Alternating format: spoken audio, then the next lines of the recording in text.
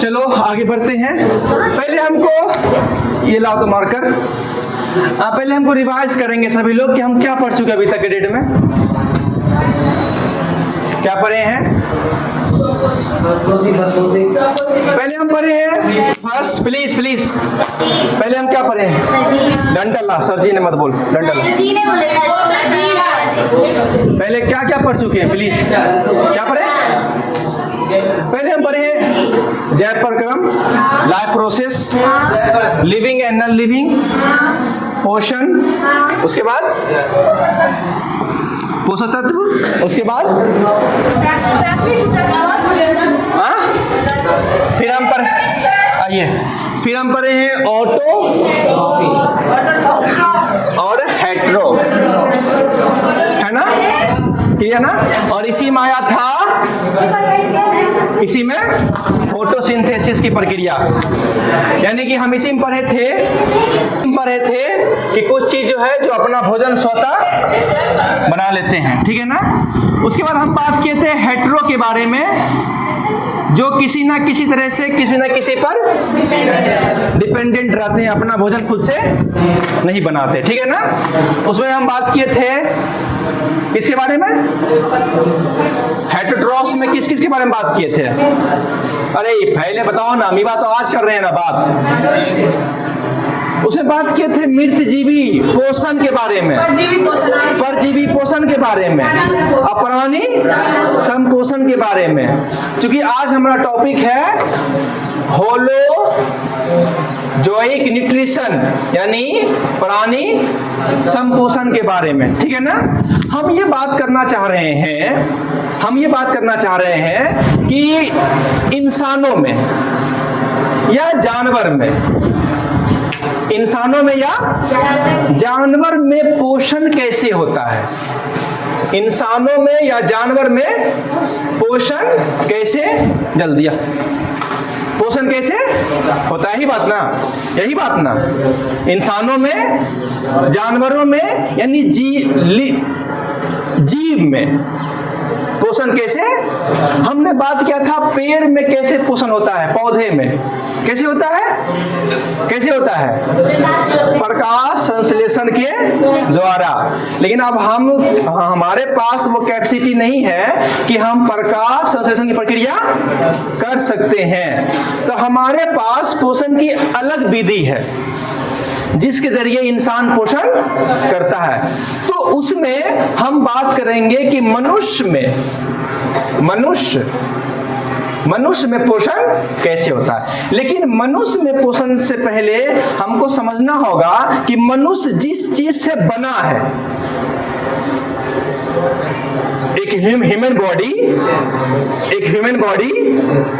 Human body जिस चीज से बना है, दरअसल पहले उसके बारे में समझना होता है कि उसमें पोषण कैसे होगा। अब चूंकि मनुष्य बना हुआ है किससे बना हुआ है? सेल से। और सेल के बारे में क्लास 9th में फर्स्ट चैप्टर है ना? कोशिका और उसकी संरचना, है कि नहीं है क्लास 9th में? तो हम यहां बात करने की कोशिश कर रहे हैं कि कोई ऐसा प्राणी है धरती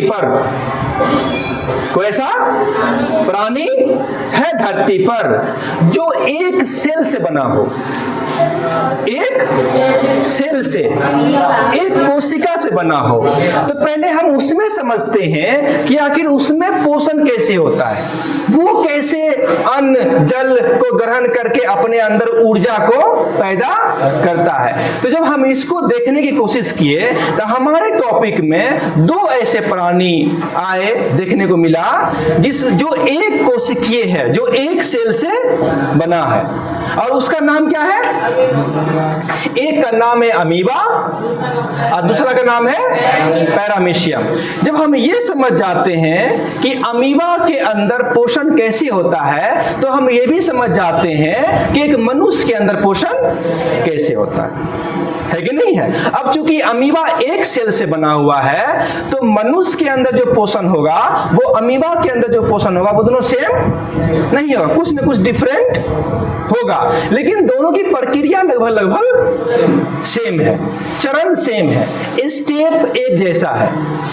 और ऐसे हम आपको बता दें कि धरती पर रहने वाला हर एक प्राणी में जो पोषण होता है उसमें कुछ न कुछ विभिन्नताएं पाई जाती है। जैसे शेर घास नहीं खा सकता है क्योंकि उसके बॉडी में ना तो उसका दांत वैसा है, ना तो उसके बॉडी में डाइजेस्टिंग सिस्टम वैसा है कि वो घास को पचा सके। घास खाने के लिए दांत का चौड़ा होना कंपलसरी है। अगर दांत चौड़ा नहीं होगा तो घास जानवर नहीं खा सकता है। शेर का दांत ही है नोकीला, इसलिए वो गोश्त खाने के लिए बना हुआ है। बात समझे कि नहीं समझे? गाय की बात करेंगे, बकरी की बात करेंगे तो उसका दांत कैसा है? चौड़ा है, इसलिए वो घास खाता है। इंसान की बात करेंगे, हमारे और आपकी बात करेंगे तो आप देखते हैं कि हमारे आगे का या आपके आगे का 4 दांत चौड़ा है कि नहीं है? है ना? 4 या 6 जो भी कह लीजिए। ये बीच का 2 दांत 4 दांत नोकीला है ना? नोकीला है। लास्ट का जो चौवा जिसे कहते हैं वो चपटा है। इसीलिए मनुष्य को सर्वाहारी कैटेगरी में रखा गया है। हम बात करेंगे किसमें? अमीबा एनिमल्स या ह्यूमंस में कैसे पोषण होता है, और उसके लिए हम पहला जो प्राणी के बारे में बात करेंगे उसकी वो प्राणी का नाम है, नेक्स्ट स्लाइड, क्या नाम है? अमीबा। कि इसके अंदर पोषण कैसे होता है हम ये समझने की कोशिश करेंगे। हम ये समझने की कोशिश करेंगे कि अमीबा के अंदर पोषण की प्रक्रिया कैसे होती है। Next slide. यहां हमारे पास अमीबा है।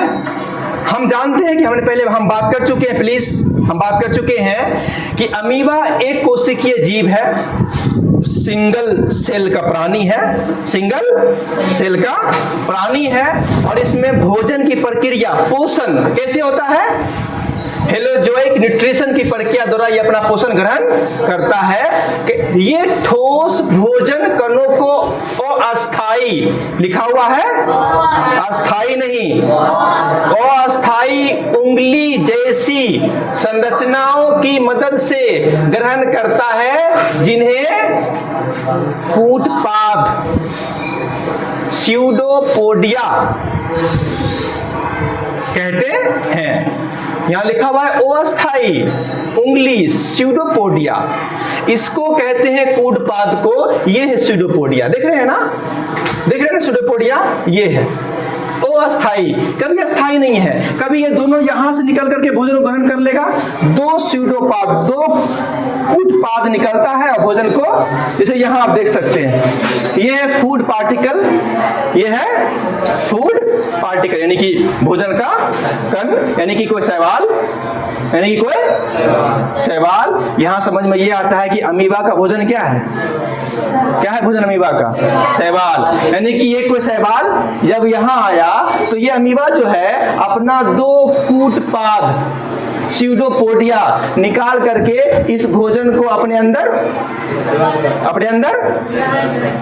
कर लेता है। वो यहां से भी कर सकता है, यहां से भी कर सकता है, यहां से भी कर सकता है, यहां से भी, जहां से उसको नजदीक में भोजन मिला तुरंत वो क्या करता है? अटैक करता है, हमला करता है। इसे कहते हैं कूटपाद। इसे दूसरे भाषा में कहते हैं स्यूडोपोडिया, और तीसरे भाषा में कहते हैं फॉल्स फीट। फॉल्स मतलब झूठा और फीट मतलब पैर। फॉल्स फीट, नकली पैर है इसका, ये असली पैर नहीं है, नकली पैर है। नकली पैर निकाल करके, क्यों नकली है? अस्थाई है। कभी यहां से निकाल लिया, कभी यहां से निकाल लिया, कभी यहां से निकाल लिया, कभी यहां से निकाल लिया, और भोजन को अपने अंदर ग्रहण कर लेता है यहां पर राउंड। और राउंड करता है तो इसमें एक एंजाइम होता है, एंजाइम। वो एंजाइम क्या करता है? इस भोजन को छोटे छोटे कण में इस तरह से क्या करता है? तोड़ देता है। है ना। और उसके बाद तोड़ करके इसे कहते हैं साइटोप्लाज्म, इसे कहते हैं साइटोप्लाज्म। ये कण जो है इस साइटोप्लाज्म में समाहित आत्मसात हो जाता है, मिल जाता है। और जो अवशिष्ट है वो अवशिष्ट फिर किसी न किसी रास्ते से बाहर निकल जाता है, उत्सर्जित हो जाता है। वो भी कहीं से निकल सकता है, जहां उसको सहायता हुआ वहां से वो निकाल दिया। इसीलिए यही वजह से ये अमीबा जो है वो एक जैसा कभी भी नहीं होता, हमेशा उसका आकार जो है बदलता रहता है। क्यों? उसके इस कूटपाद के जस्ट ड्यू टू कूटपाद के वजह से। समझे नहीं समझे बात को? समझे ना? तो ये स्ट्रक्चर है अमीबा का। ये जो है सेंटर है, इसे कहते हैं न्यूक्लियस, केंद्र। क्या है? केंद्र है ये, केंद्र। न्यूक्लियस लिखा हुआ है ना, केंद्रक है ये। क्योंकि हर अमीबा में एक केंद्रक होता है, केंद्रक है। क्लियर? आई होप बात समझ में आ गया होगा आपको। तो ये है हमारा अच्छा एक बात और समझना कि भोजन अमीबा में, प्लीज, अमीबा में भोजन ग्रहण करने की जो प्रक्रिया है उसे कहते हैं फैगोसाइटोसिस। फैगोसाइटोसिस क्या कहते हैं? अमीबा में भोजन ग्रहण करने की प्रक्रिया को कहते हैं फैगोसाइटोसिस। आपके क्वेश्चंस में किताब में लिखा हुआ है कि अमीबा में पोषण कैसे होता है ना। जब उस कोई बात नहीं है, उसको देख लीजिएगा। आपके क्वेश्चंस में लिखा हुआ है कि अमीबा में पोषण कैसे होता है, तो आपको एक अमीबा का पिक्चर बनाना चाहिए, एक पिक्चर, ये स्टेटमेंट लिखना चाहिए, एक पिक्चर बनाना चाहिए, और उसके बाद उसके स्टेप लिखना चाहिए जो बाद में है। Next slide please. किसके बारे में? सीडोपोडिया। सीडोपोडिया। अब इसका चरण क्या है, स्टेप क्या है? इसका स्टेप, पोषण का स्टेप क्या है? पहला क्या है अब जानते हैं। पहला क्या है? फर्स्ट भोजन ग्रहण। पहले तो खाएंगे, इंजेक्शन, अमीबा कूटपाद, वही फॉल्स फीट, नकली पैर की मदद से भोजन कण को घेर लेता है। बताए ना, भोजन कण को घेर लेता है, और एक भोजन रसधानी, उसे कहते हैं फूड वैक्यूल बनाता है। भोजन रसधानी जो मैं बात किया था, फूड वैक्यूल। प्लीज स्लाइड लाइए तो, स्लाइड पीछे वाला है ना। भोजन को क्या किया? घेर लिया और बनाया क्या? Food vacuole. यहाँ लिखा होगा है ना, फूड वैक्यूल लिखा हुआ है ना, फूड वैक्यूल। एक राउंड फूड वैक्यूल बनाता है, राउंड फूड वैक्यूल। इसी में होता है क्या? एंजाइम। इसी में क्या होता है? एंजाइम, जो इस फूड को, इस शैवाल को छोटे छोटे कणों में डिवाइड कर देता है, और ये कण जो है अमीबा के इस हिस्से में, साइटोप्लाज्म में, ये अवशोषित हो जाता है, एक्स्ट्रा किसी न किसी रास्ते से बाहर निकल जाए। स्लाइड पाइएगा उसी पर। तो क्या कहा हमने? फूड वैक्यूल बनाता है, फूड वैक्यूल। फूड को अंदर ले लिया, एक फूड वैक्यूल बनाया, उसमें एंजाइम है। अब है क्या होगा? पाचन, डाइजेशन। क्या होगा? Next slide. डाइजेशन, भोजन रसदानी यानी फूड वैक्यूल के अंदर पाचक एंजाइम, डाइजेस्टिव एंजाइम भोजन को सरल पदार्थों में, छोटे छोटे कण में क्या कर दिया? डिवाइड कर दिया, छोटे छोटे कण में। तो नेक्स्ट स्टेप हो जाएगा इसका क्या? पाचन। और उसके बाद क्या होगा? अवशोषण, एब्जॉर्प्शन। क्या होगा? एब्जॉर्प्शन। पचा हुआ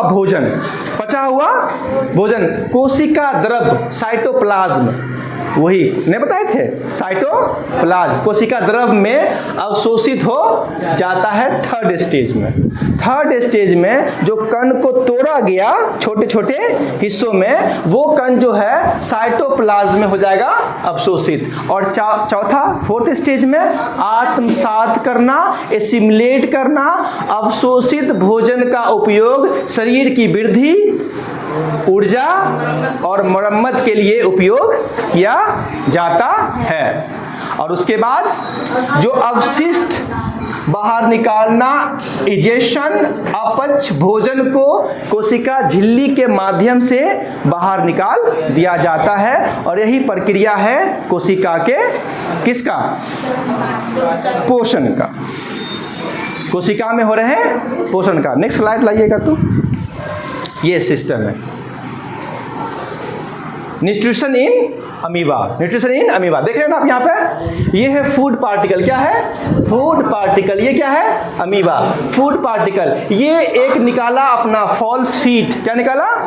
कूटपाद। और इस भोजन को अपने अंदर ये समाहित करने की कोशिश कर रहा है, इसे कहते हैं इंजेशन। नेक्स्ट में भोजन को अपने अंदर ले लिया, भोजन को अपने अंदर ले गया, डाइजेशन की प्रक्रिया स्टार्ट हो गई। उसके बाद थर्ड स्टेज में क्या करेंगे? भोजन को छोटे छोटे पार्टिकल्स में, इंजेस्टेड फूड पार्टिकल्स, छोटे छोटे हिस्सों में उसको तोड़ेंगे।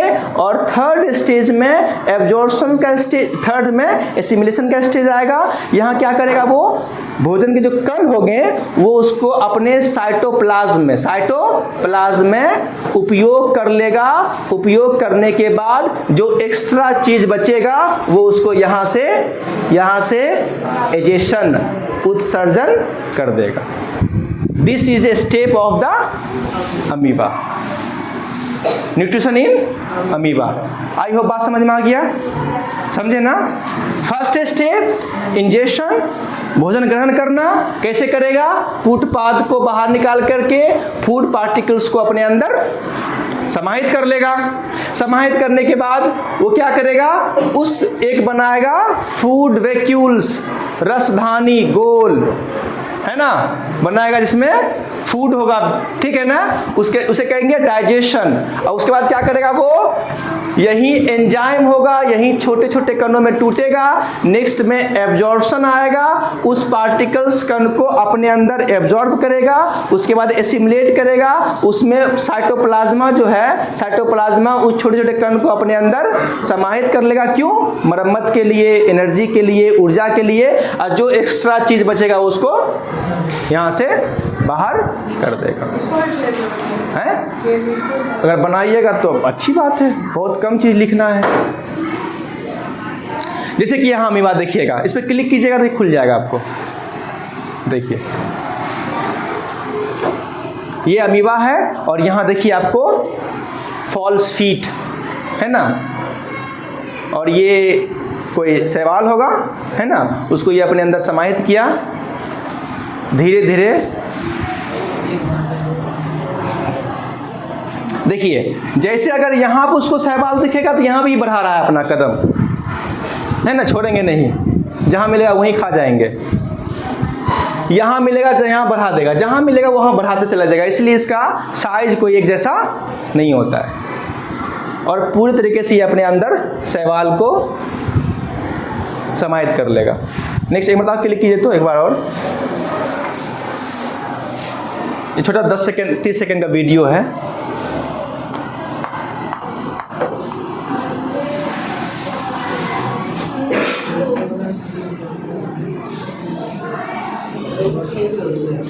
क्या हुआ? समझ रहे हैं ना बात को? हम ऐसे नहीं खाते हैं, हम हाथ से पकड़ करके मुंह में ठूसते हैं, है ना। ये अपना पैर निकालता है और वैसे ही खाता है। क्या? ये सब शैवाल है, एल्गी है उसके आसपास का। जहां पे इसको भोजन मिलेगा वहां पे ये अपना पैर निकाल के भोजन करेगा।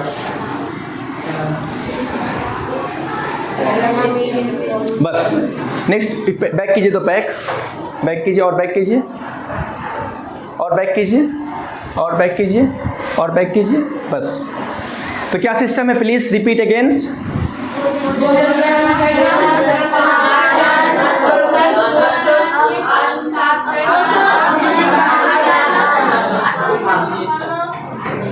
ठीक है ना? ये 5 स्टेप है। अब चूंकि ये 5 स्टेप एक ऐसे जीव के अंदर है जो एक सेल से बना हुआ है, यही 5 स्टेप मनुष्य के अंदर भी है, लेकिन वहाँ प्रक्रिया थोड़ा सा डिफरेंट है। स्टेप वही है, प्रक्रिया डिफरेंट है। तो समझ गए ना आप लोग? नेक्स्ट स्लाइड कीजिएगा। बस इस थोड़ा बैक कीजिएगा, बैक। ये और क्लियर करता है चीज़ों को, ठीक है ना। तो ये 5 स्टेप है। पहला इंजेशन, डाइजेशन, एब्जॉर्प्शन, एसिमिलेशन और इजेशन, ठीक है ना। ये है इंजेशन, ये है इजेशन। ऐसे नंबरिंग तो है ही ऑलरेडी। और ये आपका है अमीबा।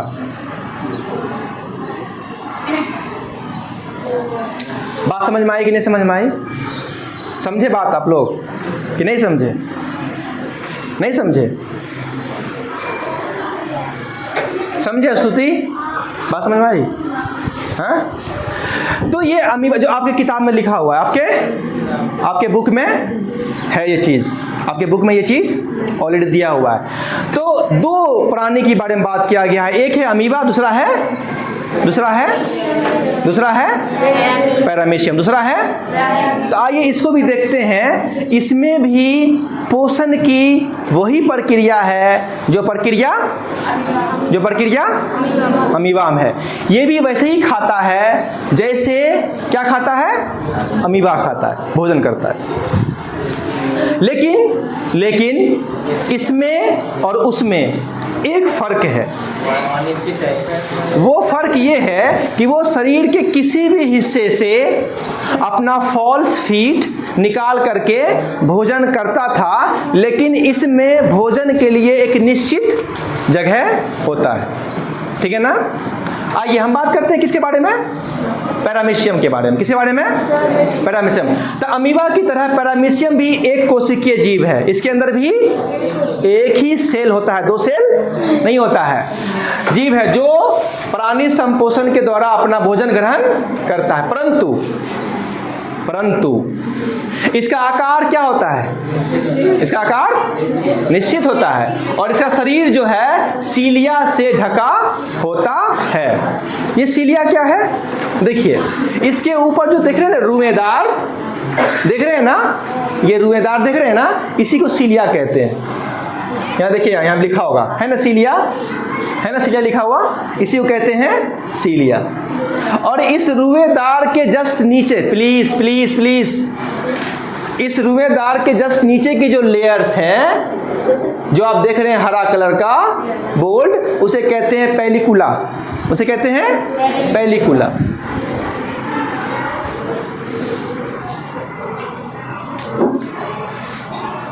आगे बढ़े ना? नहीं, इसको बैक कीजिए प्लीज, बैक कीजिए। तो मैंने क्या कहा इसमें? नहीं बैक कीजिए, हाँ ठीक है। मैंने क्या कहा? मैंने ये कहा कि अमीबा के तरह इसमें भोजन ग्रहण करने के जो स्टेप है वही है, लेकिन ये एक निश्चित आकार है और इसी वजह से ये एक निश्चित जगह से भोजन ग्रहण करता है। उस जगह का नाम है ओरल ग्रूव। ओरल ग्रूव मतलब कहते हैं नाली को, ग्रूव कहते हैं, और ओरल कहते हैं मुख को। नाली के जैसा एक इसका मुंह बना हुआ रहता है और इसके आसपास अगर कोई छोटा कण जो ये खाता है अगर आता है तो ये जो सीलिया है, सीलिया, इसमें हमेशा कंपन होते रहता है, कंपन। और ये कंपन की वजह से ये खाने को इसके अंदर धकेलता है ना, खाना धकेला अंदर में। और जिस तरह से अमीबा में खाना अंदर जाने के बाद फूड वैक्यूल बनता था, रसधानी, भोजन रसधानी बनता था, वैसे ही ये बनता है। और इसमें भी एंजाइम होता है, ये कण को छोटे छोटे हिस्सों में तोड़ देता है और तोड़ने के बाद इसके अंदर जो है, जो खाने योग्य चीज है वो इसके अंदर एब्जॉर्ब हो जाते हैं। अब बाकी जो खराब चीज है वो एक रास्ते से बाहर निकल जाता है। पैरामीशियम में भी भोजन की वही प्रक्रिया, लेकिन फर्क क्या है?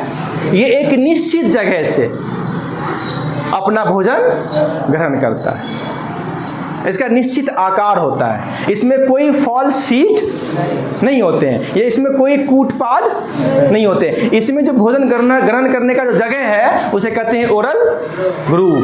Next slide. क्या तरीका है? द स्टेप ऑफ, वही बात है प्लीज, पहले वाली बात है, भोजन ग्रहण करना, इंजेशन। पैरामीशियम अपने शरीर में मौजूद सीलिया, छोटे बाल जैसे अंग, है ना, छोटे बाल। स्लाइड पीछे बैक, स्लाइड बैक। छोटे बाल जैसे अंग है ना, इसे कहते हैं सीलिया, छोटे बाल जैसे अंग।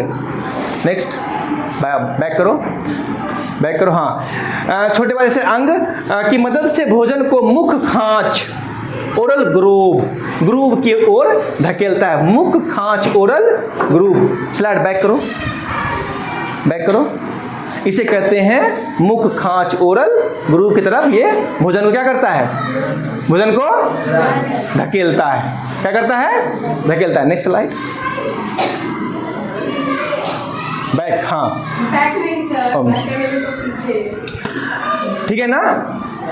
नेक्स्ट स्टेज में क्या आएगा, फिर ये बनाएगा क्या, फूड वैक्यूल, भोजन रसधानी का निर्माण करता है। मुख खांच ओरल ग्रूव से अंदर जाकर एक थैली जैसी संरचना बनाता है जिसे भोजन रसधानी फूड वैक्यूल कहते हैं। वही काम कहाँ था, कहाँ था वो, अमीबा में वही काम था, है ना।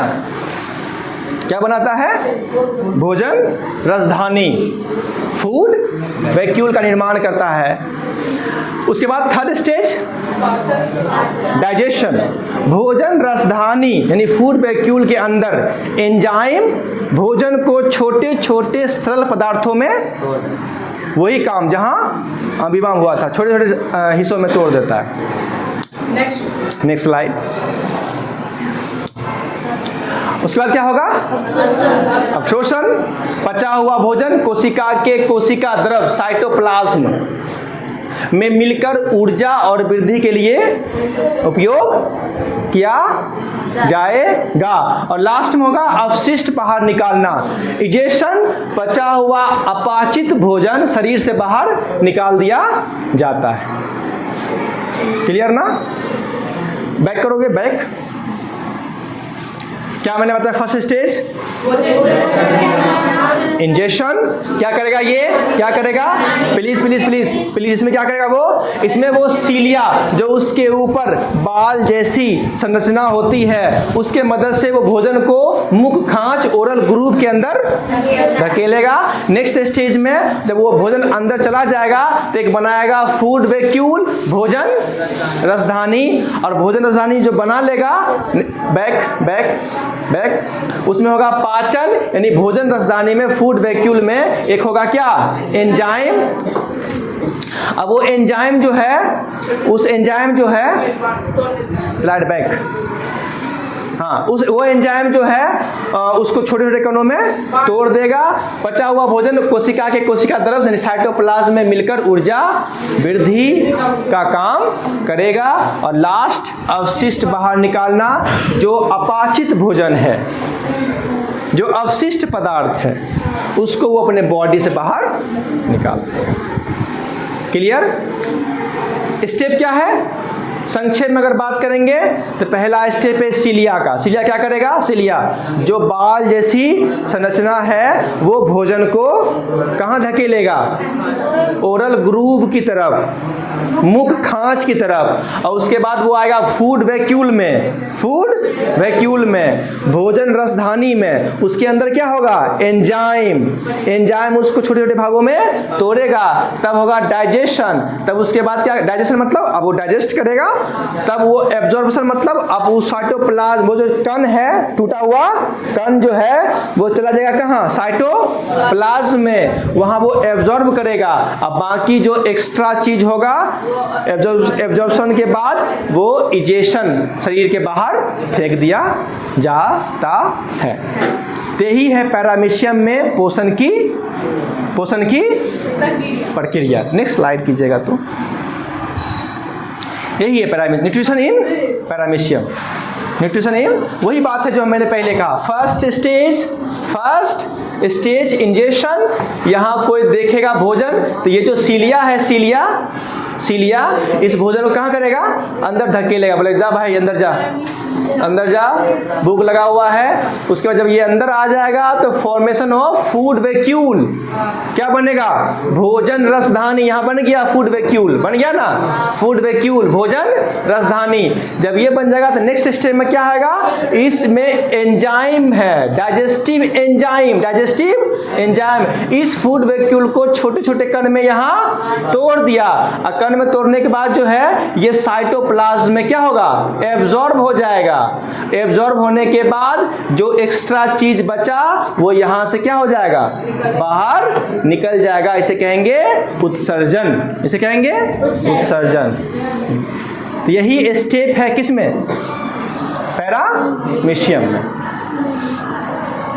ये दो ऐसे प्राणी हैं जो एक कोशिकीय है, जिसमें भोजन की प्रक्रिया इस तरह से होती है। अब हम जब इसको समझते हैं तब हमको ये समझ में आता है कि जो ऐसे जीव जो कई कोशिका से बना हुआ है उसमें आखिर कैसे पोषण की प्रक्रिया होगी। तब बात आती है मनुष्य की, तब बात आती है जानवर की, है कि नहीं है, जिसमें पोषण की प्रक्रिया ऐसा ही होता है, लेकिन थोड़ा सा वहाँ डिफरेंसेट देखने को मिलते हैं। बैक करोगे स्लाइड लास्ट में। तो यही टॉपिक है। आई होप आप बात को समझ गए होंगे कि अमीबा में और पैरामीशियम में